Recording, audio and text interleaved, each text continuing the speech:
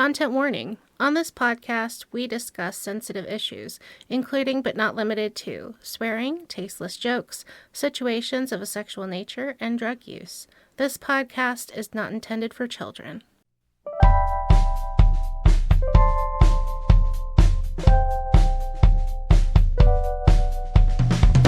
Hello, and welcome to BiblioWrecks, where we read the worst stories the world has to offer. I'm Bugs. And I'm BamBam. And today we're reading The Ministry of Healing by Ellen G. White. And as a heads up, if you want to give us a book to read and review, we would love for you to email us at bibliowrecks@gmail.com. We've gotten suggestions such as Stephen Demogorgon and some others, and we love to hear your bad books. Mm-hmm. And if you don't want to send an email, whatever platform you're on, you can also just type in a comment, and we'll probably read it. We read the comments. We try. We do try. So yeah, I was given this book at a local festival, and little did I and Lily know it was a cult that gave us this book. Which, honestly, who's giving away free books except for cults? That's very true. That should have been a hint. It should have been, but I had egg rolls and I was naive. So the woman who gave it to me claimed that this was a type of medicinal book. It is not. Ministry of Healing. Mm-hmm. Medicinal. Yeah, so it's got some ideas about how medical stuff should be done. It doesn't have any specific ideas. Oh. So the vast majority of this book is either just biblical quotes or interpretation, or just kind of vagaries about how things should be done. Right. And it's vague to the point of uselessness if someone were to decide to actually implement some of this stuff. And that's kind of necessary because they need to be able to hand wave, you didn't do it right. Mm-hmm. This failed because of you, not because the book is wrong. And that was really easy to do in 1905. Oh, when this was published? Mm-hmm. Well, this was written in 1905. Gotcha. But it's got a current copyright. It doesn't...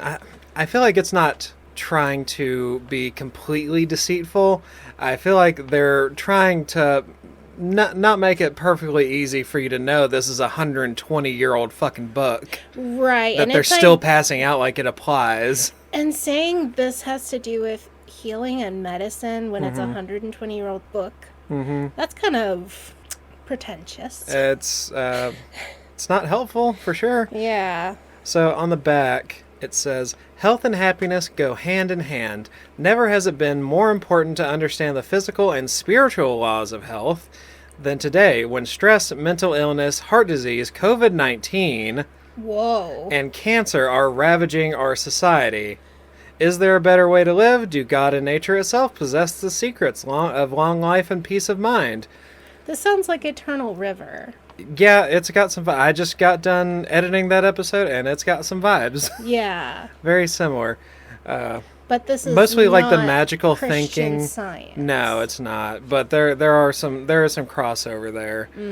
But there's definite crossover with like your state of mind and your righteousness with God, I guess, affects how healthy you are. Good grief. And those ones are so toxic to people who get cancer and who have been faithful. Oh, boy. And then it's, well, you must have had a bad thought, and that's why you have cancer. That's exactly what this is, actually. Oh, God. I hate that so much. It's got some wacky theories about cancer, too, because 1905, no one understood cancer.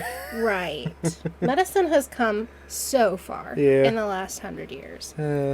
But yeah, it's got a concerning misunderstanding about cancer. The actual text of the book never says anything about COVID. It's just the back, just to try to get you hooked if you're already in that zeitgeist. Right. And in my opinion, Victorian obsession with blood cleanliness. Ew. Yeah, it gets a little weird. So this might actually be close to the Harry Potter world that I was expecting. Yeah, The probably. Ministry of Healing. I was thinking, Harry Potter. I could still see Umbridge working for this organization. Oh, lovely. So, yeah, this book was written in 1905 by a Seventh-day Adventist author, Ellen G. White. Okay. And I'm not, like I said, it's mostly just biblical scriptures, and I'm not going to go over those parts. I'm mostly just going to go over the parts that Ellen herself wrote. And that's kind of where she kind of went off the rails a little bit sometimes. So Right. that's mostly what we're going over. But the preface does mention that this book has been helpful for several decades. Now, for a 120-year-old book, do you think several decades is an honest way to say that? Yeah, that's not very clear on what Yeah, they it's mean. it's kind of stretching it. Maybe that was written 50 years ago. Maybe. Well, the copyright's current because the copyright. But they in this, could just, if they just print a new one that re-ups the copyright, they don't have Right. to change it. Yeah, I guess so. It's But possible they just literally copy-pasted something that was 80 years old. most likely. I mean, why would you put any more work? Because a clearly perfect book like this. And if they're giving it away, they're not investing the amount of money Right. to like update it, or this is not a money maker. This is a money sink. There was a editor's note from the current Seventh-day Adventist Church of something that Ellen wrote down, and it was kind of problematic or just totally misunderstanding how things actually work. And they actually put a note in there. But she's also considered a prophet in their religion. So you'd think if you had visions of the future, you'd be able to see that. This would be the perfect way to prove that prophecy and foresight existed, because if what she wrote was accurate, she would have told you how to create the cure for cancer. Yeah, but And it wouldn't be woo-woo thought magic. yeah, but she decided to err on the side of writing it so vaguely it could just apply to anyone. Here's my favorite thing about this book is the little pencil drawings. Oh my gosh. Yeah, That poor girl. but this is vaguely what they all look like. And number one, the way that the page is set up, like the words are just kind of wrapped around part of the picture, is just nonsense. Like if you try to read that, you have to like look back my and forth on gosh. both sides of one page Yeah, we'll to have try to to figure post out. pictures of that. That Yeah. is bad. It is. It really pisses me off. Trying like to read that it. might be up there with Con the coon cat Yeah. pictures mixed in with text. Yeah. But yeah, this chapter, I've skipped a couple of chapters already, but this chapter has to do with how doctors should perform their job and treat their patients. With thoughts and prayers. Well- Tots and pears. Well, there's that, but they also think, you should get surgeries if one Oh. is deemed necessary. That's good. Yeah, but God has to be in the room with you. Oh. Christ is the true head of the medical profession, is my first quote that I wrote down. That's very funny to me. Okay. Why not go back to Moses and the snake on the stick? That which physicians only aid in doing, Christ accomplishes. They endeavor to assist nature's work of healing. Christ himself is the healer. So it's none of this medicine hooey does anything. It's all Jesus. Yep. Thank God, not the surgeon. Right, yeah. Here's another quote. Through the agencies of nature, God is working day by day, hour by hour, moment by moment, to keep us alive, to build and restore us. So that's kind of their theology there is... God is the one keeping you alive. And if he Yeah. stops, you die. I've heard that too. Yeah, and that's what a lot of it is, because it does talk about Satan in this book to some degree, but it's still the baffling thing to me that there's this rogue agent that God either does or does not have any control over. Right. Yeah. God, who's all powerful, also allows this evil. Right. So then we get to trying to, I guess they're trying to understand how doctors perform their job a little bit, but one careless diagnosis, one wrong prescription in a critical case, or one unskillful movement of the hand in an operation, even by so much as a hair's breadth, and a life may be sacrificed, a soul launched into eternity. Yeah, and if the doctor didn't perform, it would too. Yeah, and you'd think you'd want a doctor paying attention to, the surgery instead of ministering. Yeah. But, yeah, they really want doctors to be ministers. Here's another quote. Before performing a critical operation, let the physician ask for aid of the great physician. Let him assure the suffering that God can bring him safely through the ordeal, that in all times of distress he is a sure refuge for those who trust in him. Okay. So your doctor needs to be the exact same Christian flavor of Christian as you. Mm-hmm. And they need to perform Christian rites. Yes. So here's where it starts getting a little bit insidious. And this is after whatever potential surgery that the person would have. When the crisis is safely past and success is apparent, let a few moments be spent with the patient in prayer. Give expression to your thankfulness for the life that has been spared. As words of gratitude flow from the patient to the physician, let the praise and thanksgiving be directed to God. Tell the patient his life has been spared because he was under the heavenly physician's protection.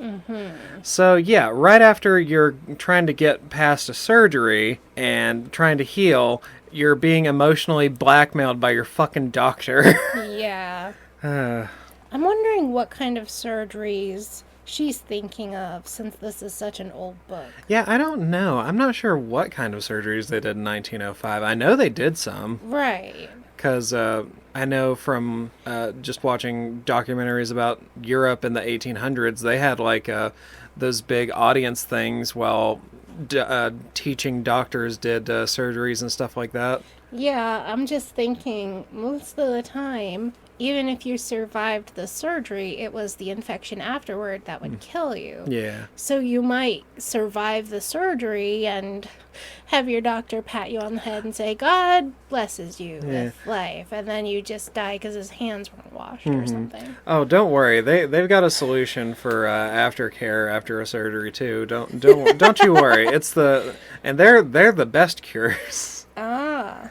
In attending the sick, the physician will often find opportunity for ministering to the friends of the afflicted one.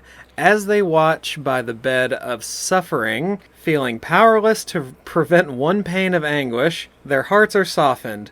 Often grief concealed from others is expressed to the physician. Then is the opportunity to point these sorrowing ones to him, speaking of God, who has invited the weary and heavy laden to come unto him. Often prayer can be offered for and with them, presenting their needs to the healer of all woes, the soother of all sorrows. And not only are you giving the doctor so much more work, so much more to do, you're also taking advantage of a really unfair power dynamic where these patients and their friends and family don't want to offend the doctor who has his hands in their guts.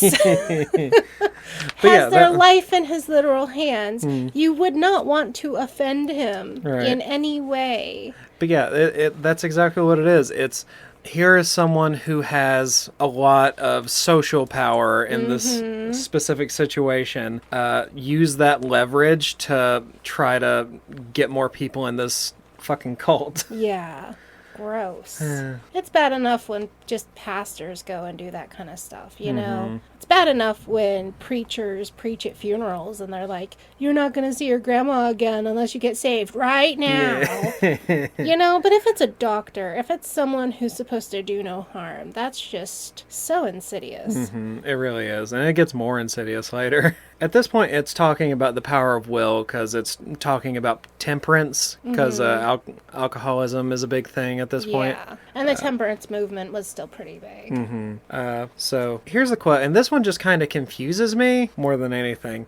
God has given us the power of choice. It's ours to exercise. We cannot change our hearts. We cannot control our thoughts, our impulses, our affections. We cannot make ourselves pure, fit for God's service, but we can choose to serve God. We can give him our will, then he will work in us to, whatever. But yeah, that bit about not having any control, but having the choice, and that just doesn't make any sense to me. It's how they blame gay people for being gay. Yeah. It's like you can't control what you love or like who you are, but you can choose not to follow and do those things. You might be born an alcoholic because your mother was an alcoholic while pregnant with you, but you can choose not to drink. It's just a very much victim blamey, and this was part of the teetotaler mindset, was very much you're choosing to continue this. Like this was before people thought of it as a disease. People thought of it as a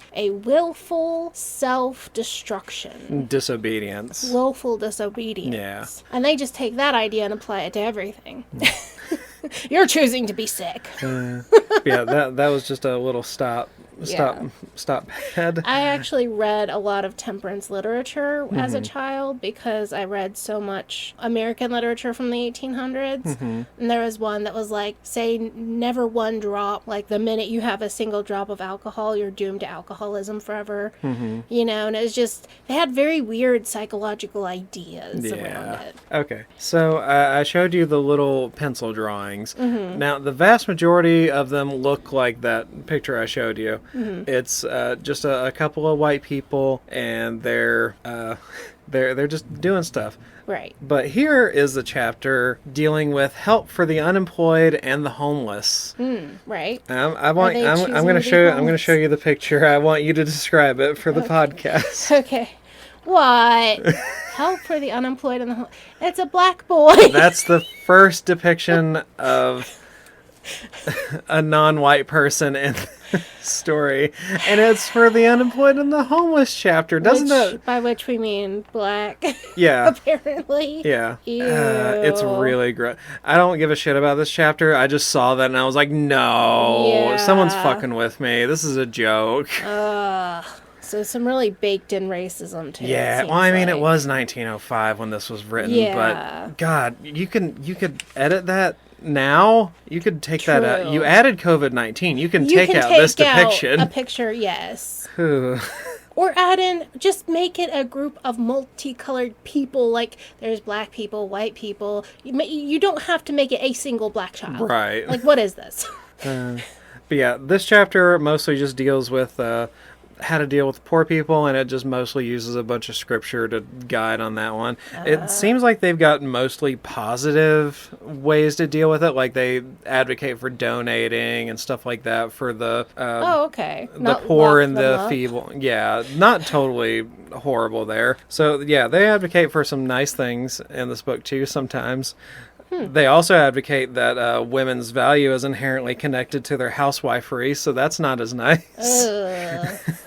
But it's a woman who wrote this book? Yes. Fucking hell. Yeah, we're going to get into some Freudian brain spaces. But first, a word from our sponsors. Sponsors! We love them. Yay! Hey, Biblio fans, friends, and fiends. Just taking a moment to tell you how to find our growing community. We're on Facebook and Instagram, where we try to post as often as we can. We have a subreddit that will start as soon as we get over our crippling fear of it. And, of course, our YouTube. Look us up at BiblioWrecks, spelled BiblioWrecks.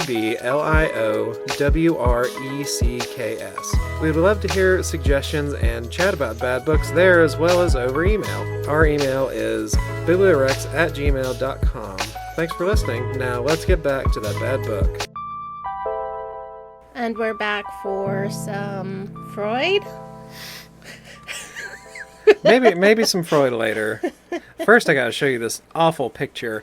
Have you ever seen a more morphined-looking face? Oh, That is horrific. Oh, That woman doesn't. She can't see shit. She's like Eyes wide open, can't see nothing. No, she's seeing the angels in the sky. She is like dead with her. Oh my god, that's horrifying. This is the pencil drawing version of where they took pictures with corpses for funerals. Yeah, back in the day. God, that's horrifying. You don't have nightmares from this book. That's fine. We both know I've read worse. True. So we've done worse on this podcast. Yeah. This is like an actual easy day. Yeah. I did this one because I've been super busy. Yeah. So, in the sick room, when the nurses start doing their part of the job. Yeah. This is how they should do things. The room in the house that best meets these requirements should be chosen as the sick room. Every possible effort should be made to arrange the sick room so that a current of fresh air can pass through it night and day. Okay. Even temperature should be maintained in the sick room. The thermometer should be consulted. Good. Yeah. Those who have the care of the sick, being often deprived of sleep or awakened in the night to attend to the patient, are liable to chilliness and are not good judges of healthful temperature. Okay. Yeah, so some basic care, but they keep taking that basic care kind of thing and apply it to everything throughout it gets brought up probably a dozen times as a solution. I mean, this just seems like common sense. Yeah. Try to make sure it's not too hot. Yeah, and don't not sit too in a cold. stuffy ass house while you're sick. Yeah, have a window open if possible. Right. This is the sage of the ages. Yeah. Open a window. It is too stuffy and hot. So here's where we start getting into diet, and I think Seventh-day Adventists must have a really weird thing about food. They're vegetarian, right? I think so, yeah. I don't know how strict it is, but if just going by this book, it seems pretty strict, but it's hard to tell. The patient should not be allowed to suffer or become unduly weakened through lack of nourishment, obvi. Good. Nor should the enfeebled digestive powers be overtaxed. Serve food that will be palatable, but wise judgment should be used in adapting it to the needs of the patient, both in quantity and quality. And it's just a nothing burger of advice. Yeah, but medical advice at that time was so bizarre. Mm-hmm. This is probably just saying have broth instead of cake. Right, but it never says that, though. That's as specific as it gets. Oh, it doesn't actually say? No. Oh. That's the most specific point I could point out, and I underlined it. Oh. Yeah, it just... Well, they should be giving you some specific advice. Yes, they should. If, Broth they actually believe it. Give them some juice instead of coffee. I mean, I can give you basic advice on how to feed a sick patient. I'm not a doctor. So this is kind of like grandma's home advice wrapped up in intense belief. Mm-hmm. Yeah, kind of. Okay. It's This makes me think of Edgar Casey. Do you know who that is? He would have these trances and give people medical advice. Oh. His wife would read him the letter while he was in a trance, and then she would write down his reply and send it back. Mm-hmm. Maybe it was Edward Casey. Yeah. Reminds me of that. He's from around the same time, too. Yeah. What I think this is a lot more like is that guy Harvey Kellogg. The guy that started the masturbating cereal? Yeah. No, it doesn't help you masturbate. No, it's supposed to get you to stop masturbating. Kellogg Cornflakes was intended to prevent touching yourself. Yeah, there's a lot of his notes and influences in here, because a lot of this stuff is about not getting like too wound up by your food, or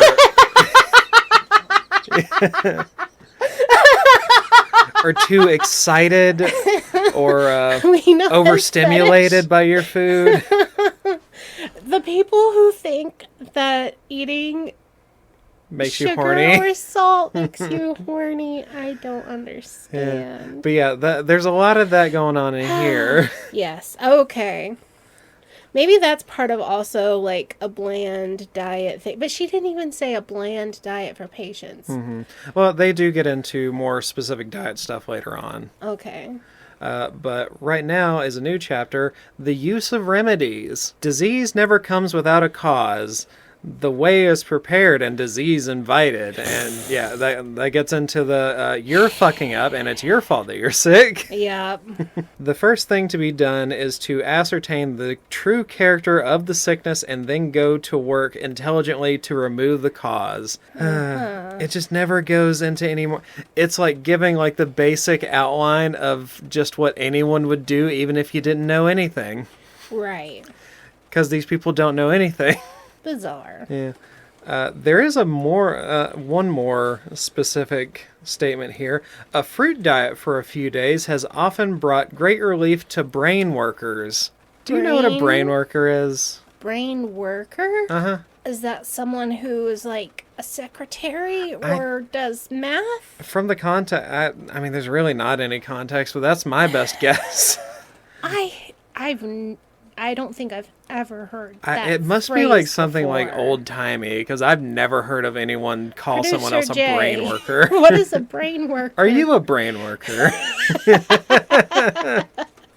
Now we're going to start getting into the realm of mental illness. And those weren't brain workers. Here's another excellent picture. I have a new mental illness just from looking at that picture. Yeah. Brain worker is a noun. Someone whose profession involves using his head to solve problems. Someone whose profession... It's still like so vague. It could mean anything. So it's just someone who uses their brain to solve problems. Everyone doesn't everyone do that? Even if you're like shoveling shit out of a stall, you still got to think about it a bit. Well, I think it's the idea of like skilled versus unskilled labor, and they're trying to have that brute force versus intellect, maybe? Maybe a little bit of classism going on there. Yeah, that's what I think. I don't know. So, here's a picture of, I think, George Bush and Barbara Bush, is what it looks like to me. It's the one I showed you. Right! Yeah, it's just really weird. Yeah. The condition of the mind affects health to a far greater degree than many realize. Which is fair. Yeah, okay. Many of the diseases from which men suffer are the result of mental depression. Grief, anxiety, discontent, remorse, guilt, distrust all tend to break down the life forces and to invite decay and death. Huh. So that's kind of Okay, like that's kind of progressive sounding. Mm-hmm. Disease is sometimes produced and is often greatly aggravated by the imagination. Many are lifelong invalids who might be well if they only thought so.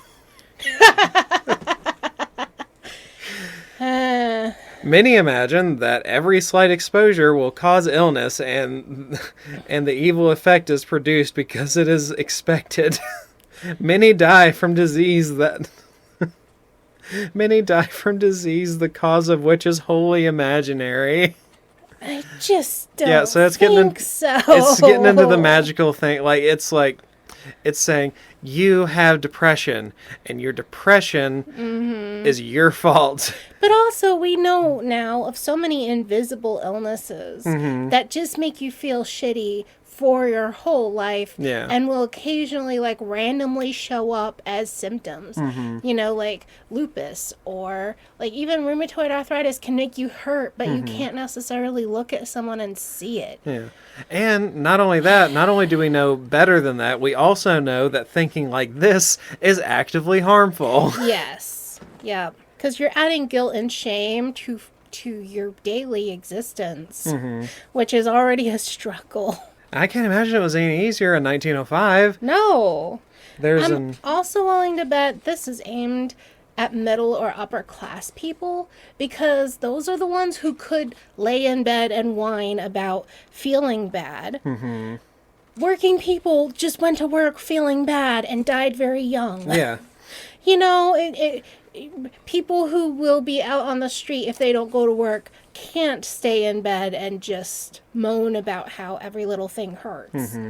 So I think this is definitely aimed at people with hypochondria and money. Yeah. So an entire other chapter that is devoted to, basically it says, go outside and touch grass and then Jesus will cure your emphysema is more or less just the entire chapter. Right. And it's just using a bunch of stories about Jesus. You know, I've always thought about how if prayer and touching and then healing worked, that would just be the coolest thing in the world.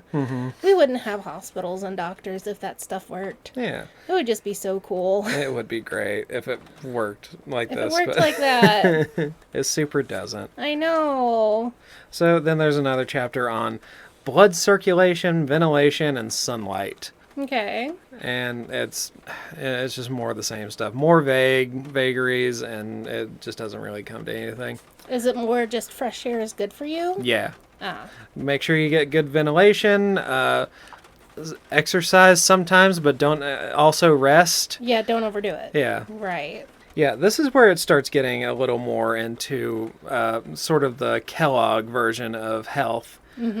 A lot of the food simulation stuff that came from him. And much like Kellogg, White is advocating for a vegetarian diet, which has some merit, but not for the reasons that they think. Oh. I would imagine it'd be harder to be vegetarian in 1905 as well. Yeah, probably. So yeah, that's another health food craze that really only applies to a certain class. Right, because, like, you're going to have forced vegetarians for people who can't afford meat. But you're not going to have, like, a variety of fruits and vegetables every day. Yeah. You're going to be stuck with cabbage and potatoes and what's available locally. Like And a couple of corn. times a year, if all your pigs live, you get to slaughter the pigs and Yeah. And then you eat have some smoked meat for pork, a couple of months. you know, through the year. Like, So this is it is the chapter Diet and Health under the section Selection of Food. Through wrong habits of eating, the appetite has become perverted.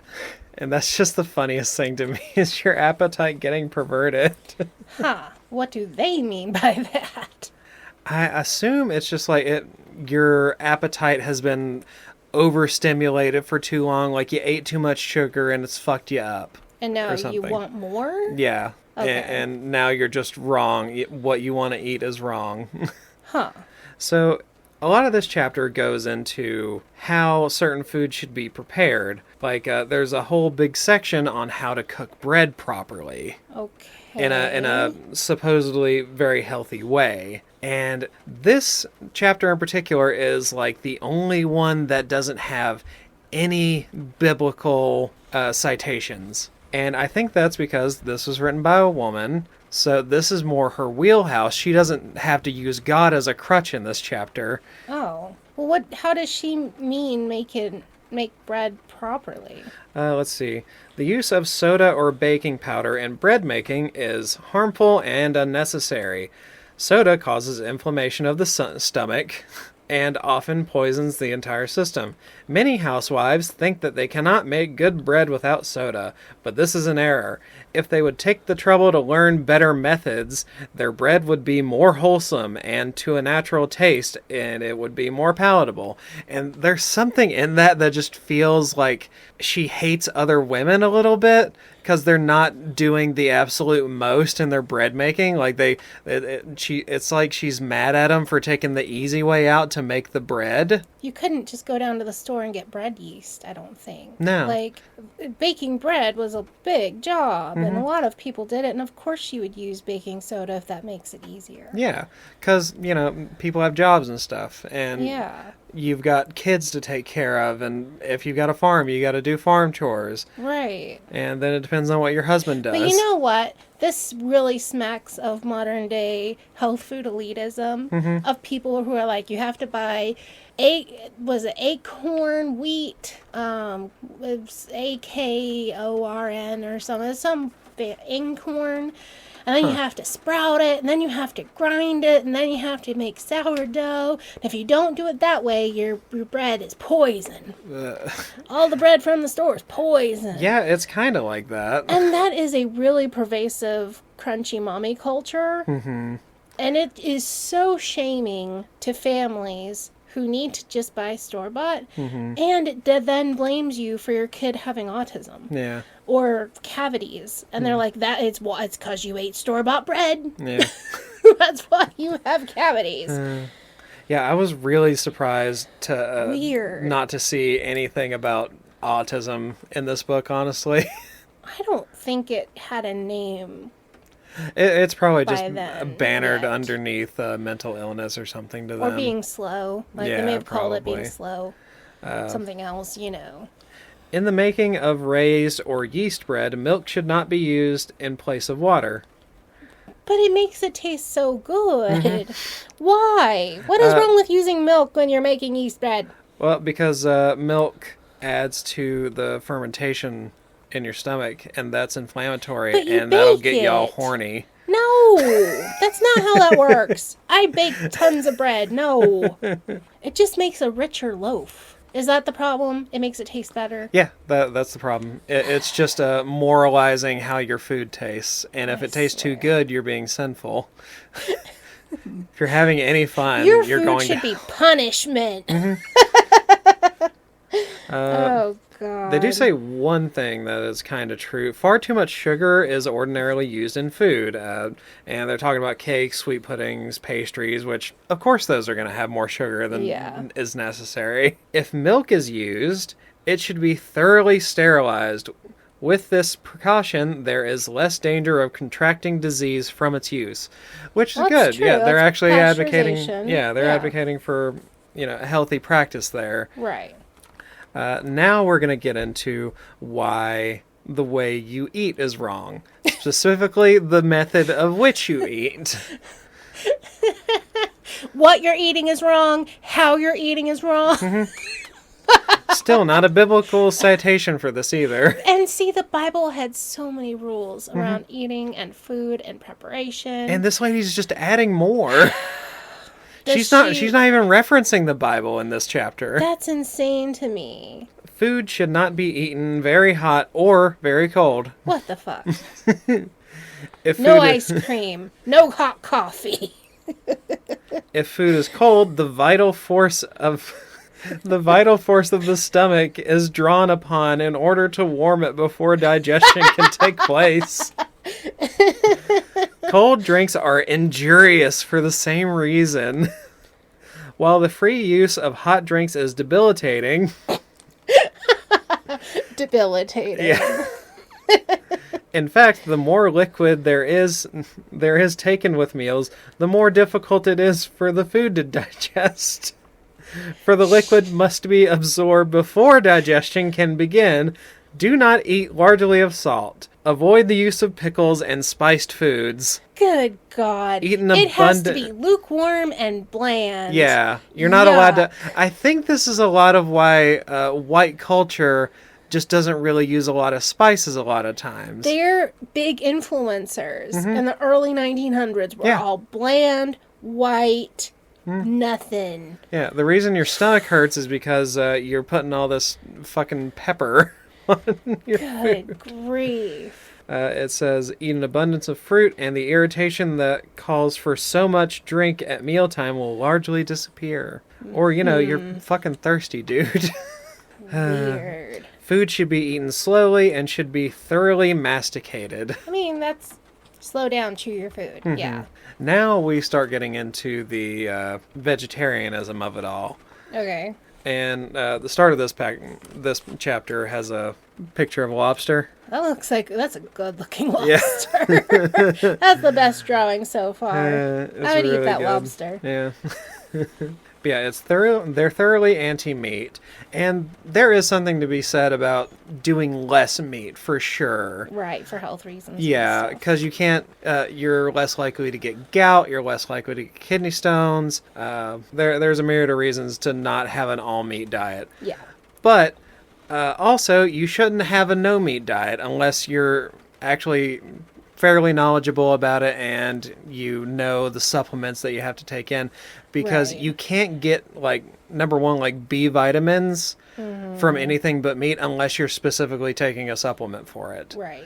And you have to be careful about not having a super just high carb, high grain diet, because a lot of people will go vegetarian, but then it's just Pasta. eating the, cheese pizza and not having meat, and it's not a balanced diet. Yeah. So here is some of the reasons for discarding flesh foods, as they call it. Flesh foods. Which kind of sounds metal. I'm going to start calling it that. And it does remind me so much of Eternal River, where they were talking about the meat eaters, the flesh eaters, or whatever. Weird. Those who eat flesh are but eating grains and vegetables at second hand. For the animal receives from these things the nutrition that produces growth. Then you get it second hand. Yeah, which is just not true. Yeah, you're technically getting the nutrition second hand, but you're getting a different kind of nutrition. Yes. We're not eating the cow's poop, man. Right. People are continually eating flesh that is filled with tuberculous and cancerous germs. And that comes down to the quality of the meat, for sure. Which, I mean, it was the 1900s. There probably wasn't a whole lot of, health advocacy and that was going when on they in the meat started industry. Doing, factory farming, and it was really god-awful, which is why they had to start pasteurizing milk, because it killed so many people. Yeah.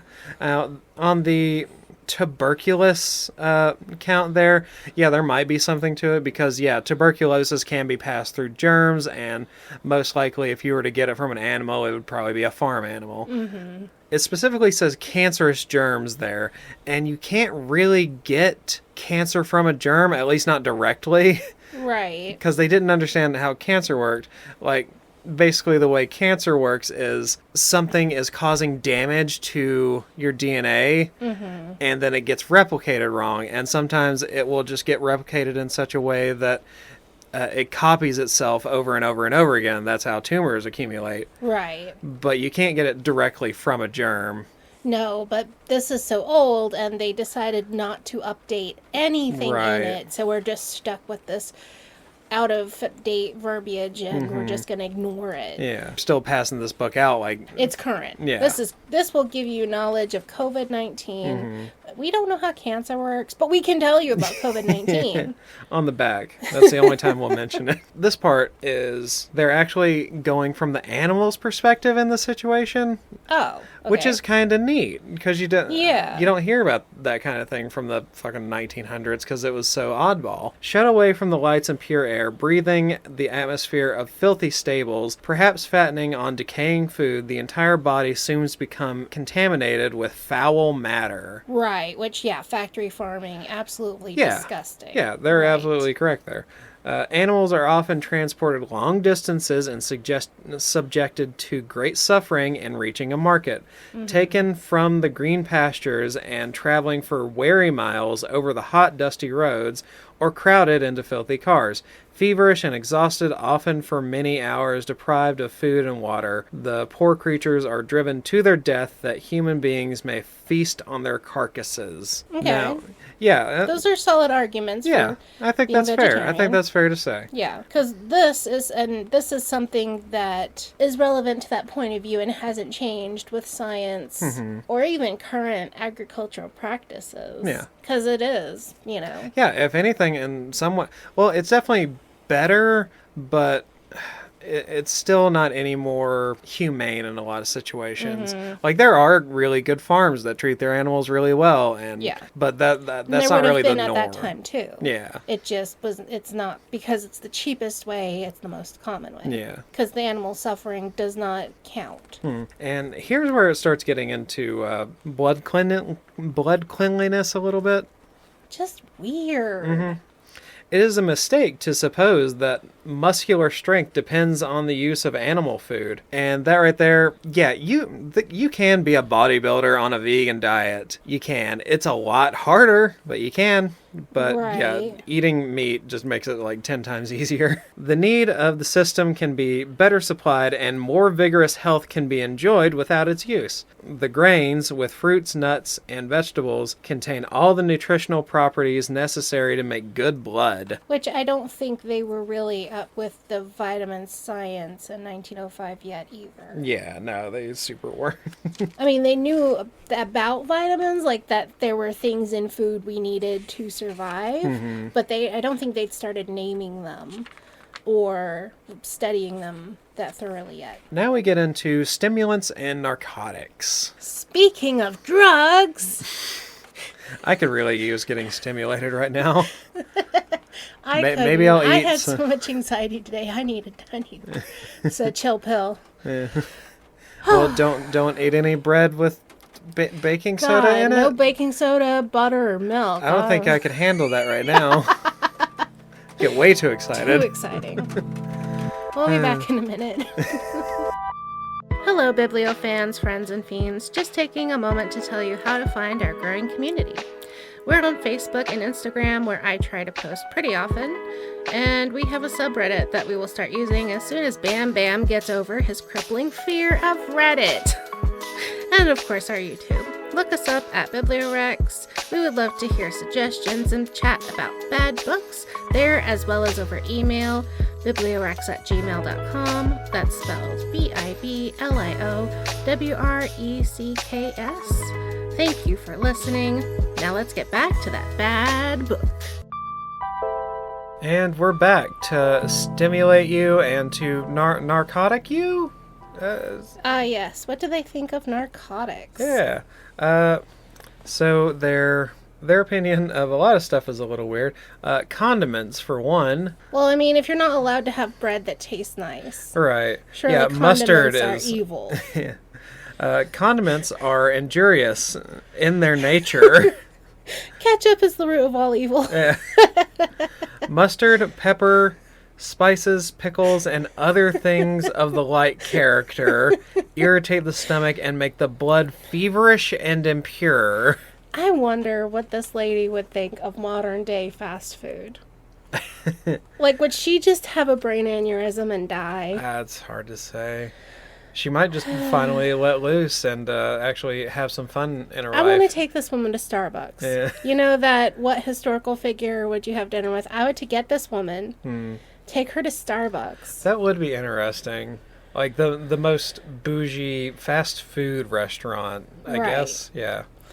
That's like sweet and decadent and cold or hot.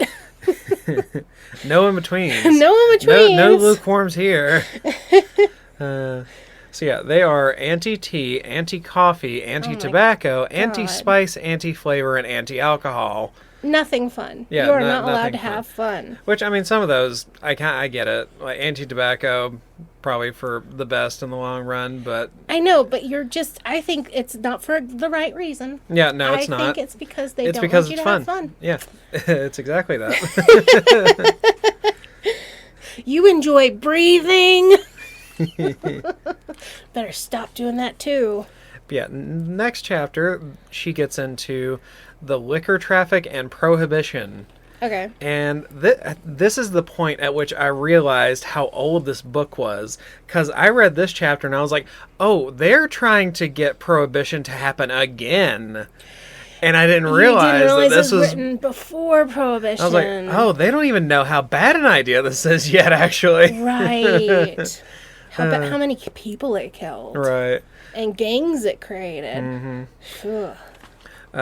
Yeah, this is where it's going to try to ostracize anyone who works in the alcohol industry. Oh. From so-called Christians, from so-called Christian lands, the curse is carried to the regions of idolatry. The poor, ignorant savages are taught the use of liquor. Even among the heathen, men of intelligence recognize and protest against it as a deadly poison, but in vain have they sought to protect their lands from its ravages.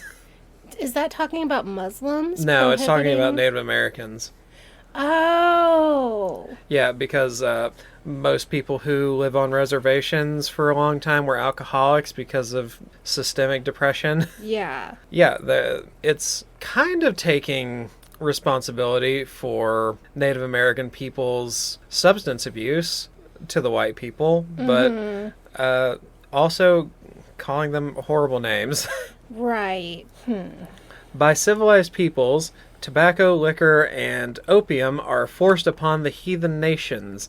The ungoverned passions of the savage, stimulated by drink, drag him down to degradation before unknown, and it becomes an almost hopeless undertaking to send missionaries to these lands. Through their contact with peoples who should have given them a knowledge of God, the heathen are led into vices which are proving the destruction of whole tribes and races, and in the dark places of earth, the men of civilized nations are hated because of this.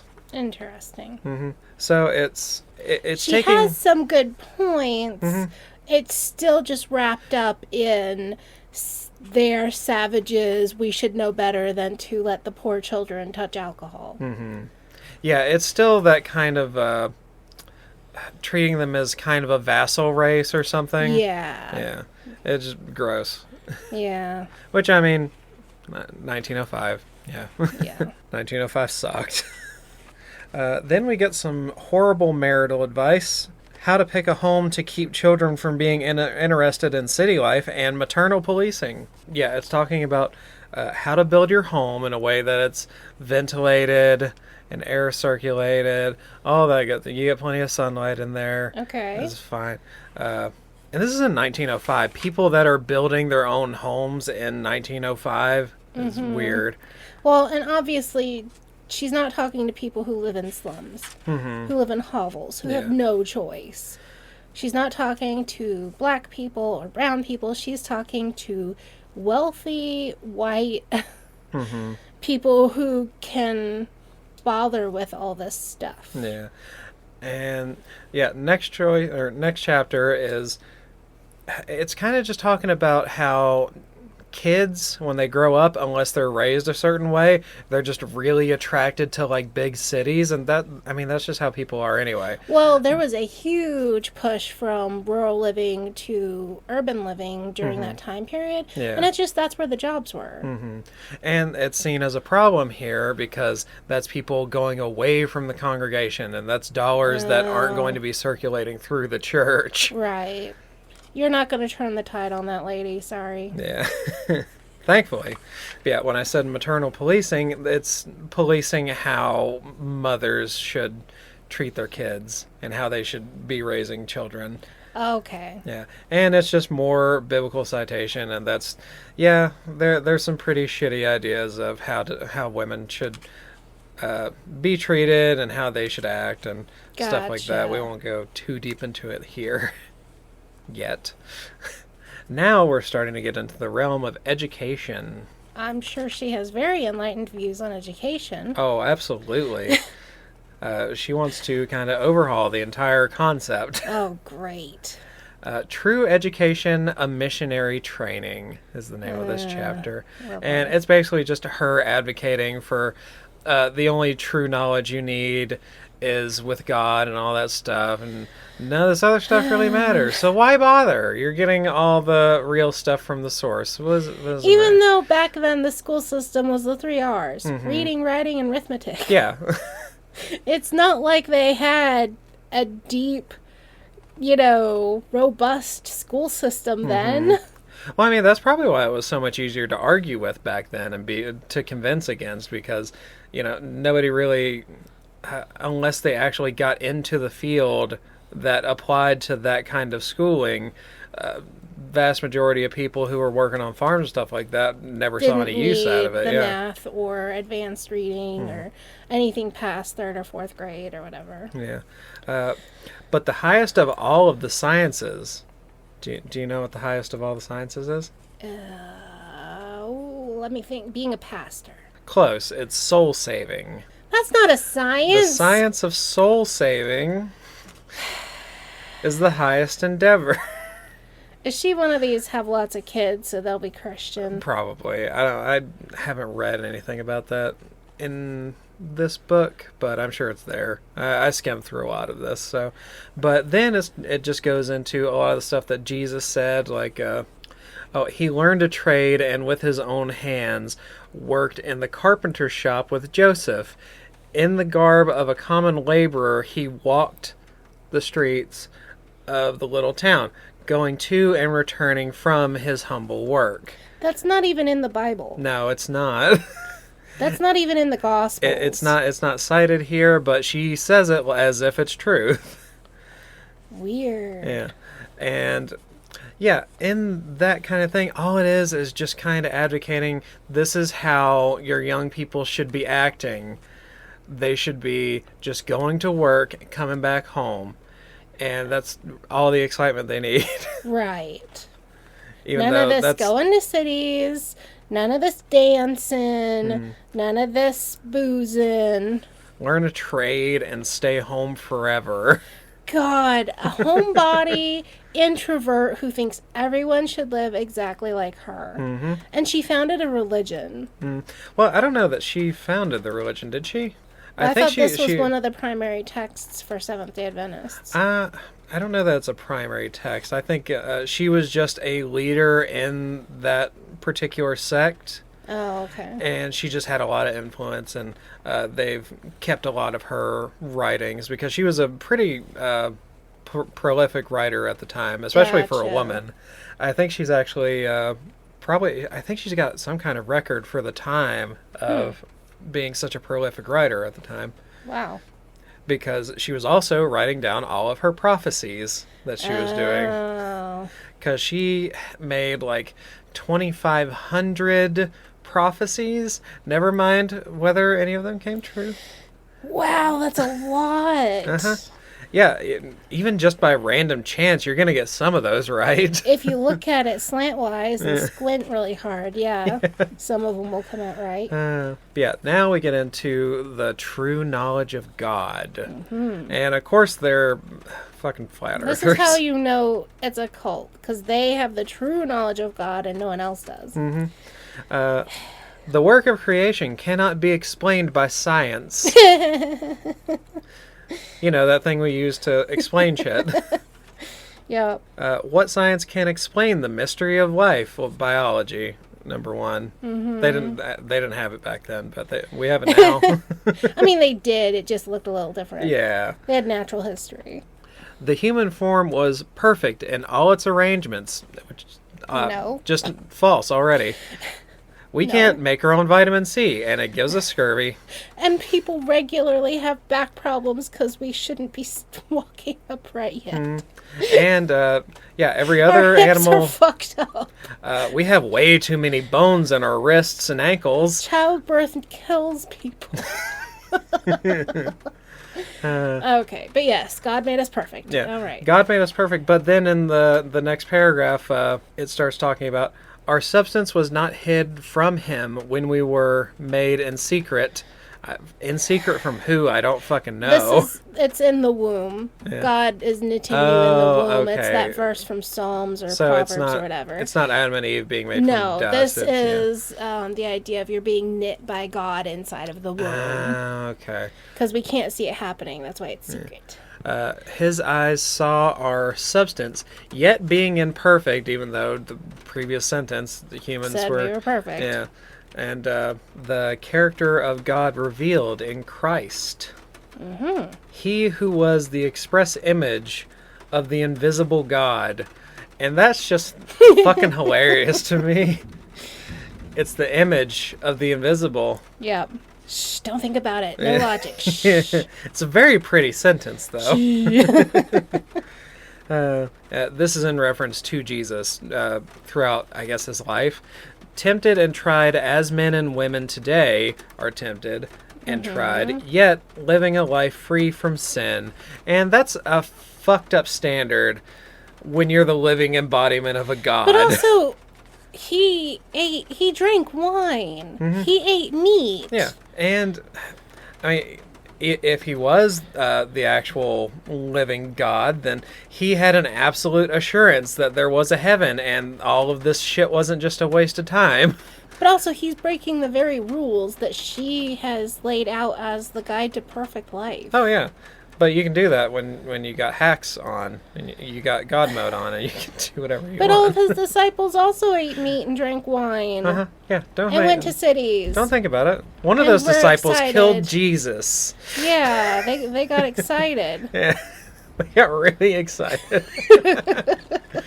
Yeah, next chapter is Danger in Speculative Knowledge. What? It's 1905. She's just talking about science. Oh, not like the occult. No. Okay. One of the greatest evils that attends the quest of knowledge, the investigations of science, is the disposition to exalt human reasoning above its true value and its proper sphere. So it's just saying that your human reasoning isn't as important as our magic man. Right. Don't let your scientific reasoning overcome your belief in what we say. Mm-hmm. God would have imparted to them... Oh, this is in reference to Adam and Eve. Mm-hmm. If Adam and Eve had never touched the forbidden tree, God would have imparted to them knowledge upon which rested no curse of sin, knowledge that would have brought them everlasting joy. And that's just not fucking true. I don't know where she's pulling that from. Where did she get that? I don't know. Because God there's had no the opportunity to give them that. Yeah. Instead, he set a fucking trap for them and said, don't eat this fruit that you're obviously going to eat. And because, he's God and he has infinite foreknowledge in this canon.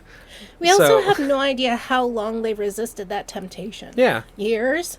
Decades? Yeah, they might have just been ready to die. I'm sick of this I'm sunshine. so bored of this goddamn garden and this goddamn snake keeps whispering in my ear. I'm sick of it. There's... It's so obviously symbolic because you cannot read the Garden of Eden story literally because there's so much that's not said. Yeah.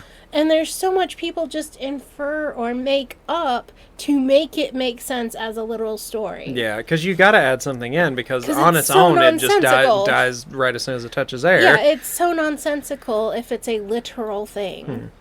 Neither by searching the recesses of the earth nor in vain endeavors to penetrate the mysteries of God's being is wisdom found. It is found rather in humbly receiving the revelation that he has been pleased to give and in conforming the life to his will. And it's just kind of stuff. Yeah, don't bother going out and seeing the world and trying to learn shit Because if God wants you to know shit, he'll give it to you. I'll just tell you. Yeah. And he told me, Yeah. which is how I have this knowledge, but you don't need to go find any. Right. And then the last 3 chapters have been pretty much saying the same thing, because this one is called The False and the True Education. And these could all just be kind of encapsulated in the same chapter, really. Right. Is it just the same idea over and over of ignore the Yeah, world's knowledge? ignore the world knowledge and, follow the scripture or whatever. Right. Or follow our specific interpretation of this specific scripture. Mm-hmm. There's a sentence here. It's just, a plentiful harvest of infidelity is reaped, and that sounds so beautiful. funny. I love that. Read it again. I need to hear it again. A plentiful harvest of infidelity is reaped. Yes. Infidelity. What does that even mean? Oh, it talked a lot about infidels in this chapter, actually. Does it mean in the non-Christian or in the you're doing things wrong? Like, just in the non-Christian, you're an authority in the world, but you're not a Christian in some capacity. Right. God, what a sentence. In order to obtain an education, many think it is essential to study the writings of infidel authors. Is this like Greek It does go. philosophers? It does go into the Greek tragedies and into the philosophy and stuff and like probably that. like the Enlightenment Stuff that might authors. potentially disagree with Christian thought of the time. Right. Because a lot of our modern society is based on non-Christian principles like that. But yeah, this sentence has some fucking gall, because these works contain many bright gems of thought. But who was the originator of these gems of thought? You want to take a swing at it? God, he was able to zap into them knowledge without their wanting it or something. He is the source of all light. Why then should we wade through the mass of error contained in the works of infidels for the sake of a few intellectual truths, when all truth is at our command? So just more of that. Yeah, you don't have to go anywhere. Just hang out. Jesus Christ. The tempter has his agents educated according to his methods. On one hand, we're going to say, yeah, some of these Greek philosophers kind of knew some stuff. And on the other, we're going to say, but the devil is in the schools. Yeah, pretty much. Inspired by his spirit and adapted to his work. Shall we cooperate with him? Shall we receive the works of his agents as essential to the acquirement of an education? Jeez. This is the exact attitude that kept me out of college as a young person. Good grief. Yeah, it's a real fucking bummer, because it really fucks up people's lives sometimes. It does. This kind of thing actually impacts people. Now it's going to speak out against historical accounts, or anyone wanting to become a historian that isn't specifically a biblical historian. And doesn't follow the Bible as literal historical text. Yeah. As preparation for Christian work, many think it is essential to acquire an extensive knowledge of historical and theological writings. They suppose that this knowledge will be an aid to them in teaching the gospel. But their laborious study of the opinions of men tends to be enfeebling to their ministry rather than to its strengthening. Is she against Bible colleges? Probably. That's what that Were there sounds Bible like. colleges back then? Oh, yeah. Yeah. There were definitely Bible colleges. Yeah, she may be. This sounds like she's against Bible colleges. I think it's just someone using like any kind of reasonable apologetics for their religion is wasting their time. It's just, it's just more that. If you and I had a deeper understanding of the Christian ethos during 1900, we would know who she specifically is lashing out against. Yeah. I mean, that's Some gossip. That's gossip from 120 fucking years ago. I know, and I don't know who was the big, who were the big Bible colleges and the big preachers in 1900. But this feels like she has some people in mind. But yeah, now we get into the classics, and this is, in my opinion, the best sentence in the entire book. It goes into the Greek tragedies. Those who are conversant with the classics declare that The Greek tragedies are full of incest, murder, and human sacrifice to lustful and revengeful gods. Now, what does that sound like to you? Old Testament who? Sounds like Genesis to me. You know, like when God killed that lady, or killed that guy's wife, and then he had sex with his daughters. Mm-hmm. Kind of sounds like Lot to me. Then murder. Genocide? It kind of sounds like genocide. Yeah, Ooh. Genocide. Oh my God. Yeah. Yeah, you really can't point the finger at Greek tragedies and then say, but our Old Testament is so much better. Like, I swear, that is the kind of point that someone would try to make if they had not read their Bible, or they're just fucking lying. Well, and so many Christians have not read their Bible. Mm-hmm. They get little bits of it in church. Carefully curated little read snippets. The whole thing, yes. You know, I even had a pastor tell me not to read the 4 Gospels in a row and one, like, back to back. Yeah, that I should only read so one stupid. chapter at a time and dose it out. But reading it back to back showed me, wait, these say different things. Yeah, you need time in between those chapters so that you can forget all of the connective tissue that doesn't make any fucking sense in between. Yeah, like, and I've had preachers say, like, well, you can't just read Isaiah and understand it. You have to read these other things that can explain it to you. Because if you just read Isaiah, it's nonsense. Yeah. The heathen classics. Heathens, pagans. I love heathen classics. Infidels.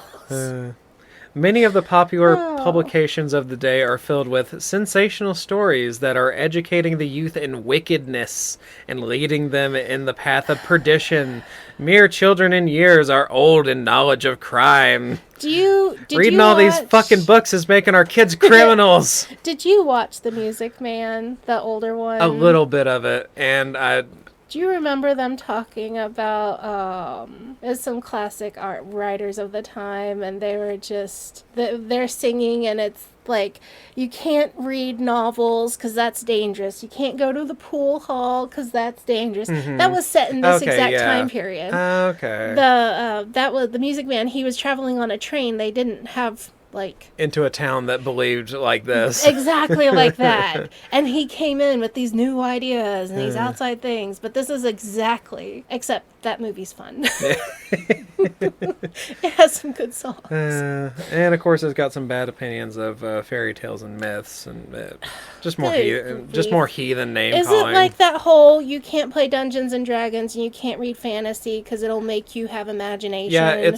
Yeah, pretty much. It's just anti-imaginationism, and it's the seed of that satanic panic against D&D is all it is. This woman must have been the driest, blandest, saddest, dried up husk. Oh, I'm sure her and Ben Shapiro would have got along great. He would have wanted to marry her. Yeah, she was so dry. She's so dry.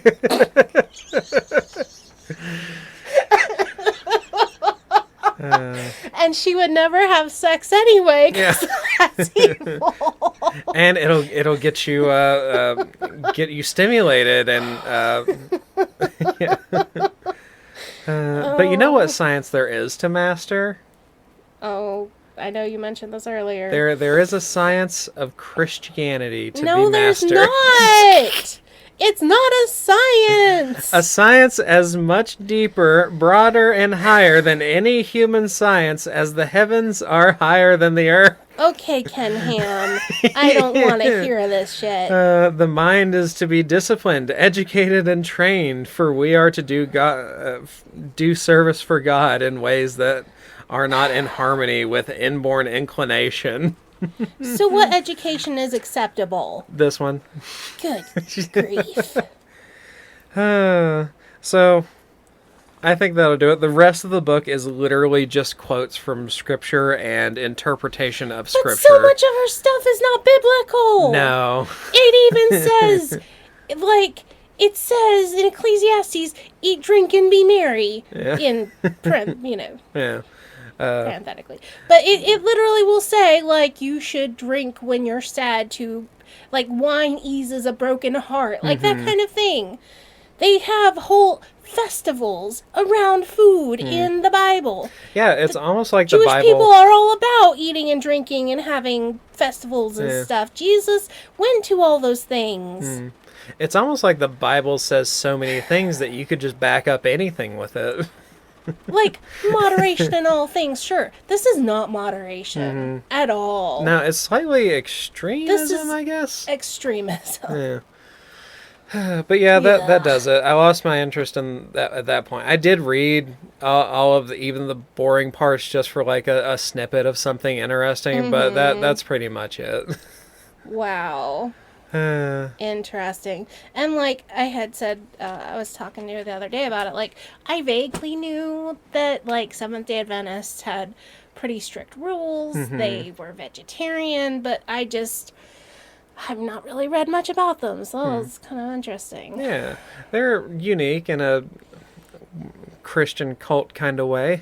Yeah, it's just another sect of Christianity that has its own rules. Own made-up rules that only mean shit to them.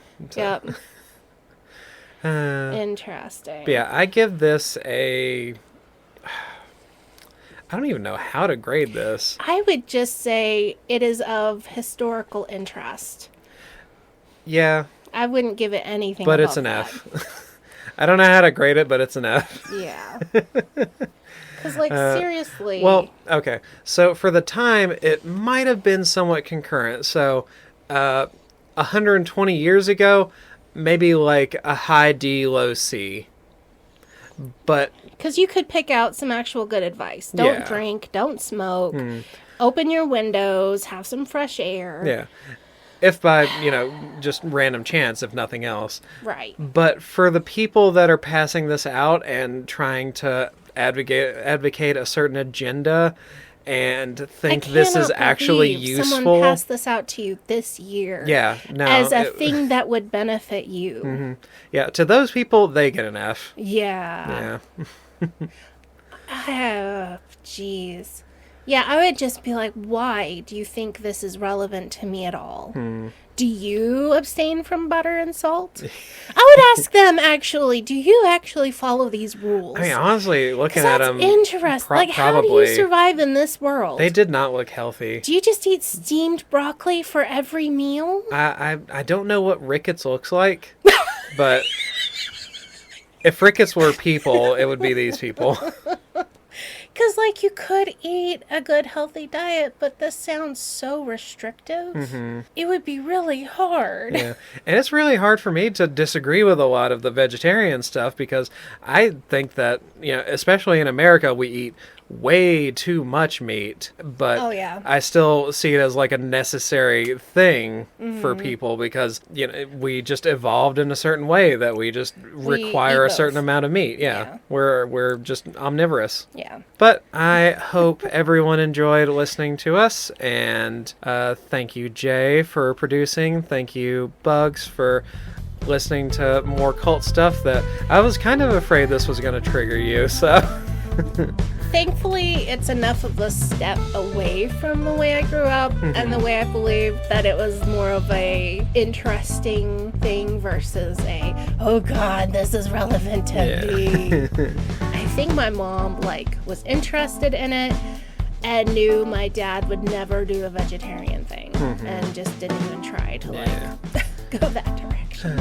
But thank you, everyone, for listening and comment and suggest books and stuff. Yeah. And like and subscribe and all that junk. Share with a friend. Tell your friend you listened to this podcast about really awful books and it made you laugh. And maybe they'll listen to it and tell somebody else. And then we could be our own pyramid scheme. Yeah. I wish to aspire to making our own cult one day. I don't know if I'm that charismatic. No, we have to find somebody else to be the face. Yeah, I could build up somebody else. Yeah. Robert Evans. We will join the cult Yeah. of Robert Evans. But I think that'll do it for today. We will see you guys later. Bye. Bye.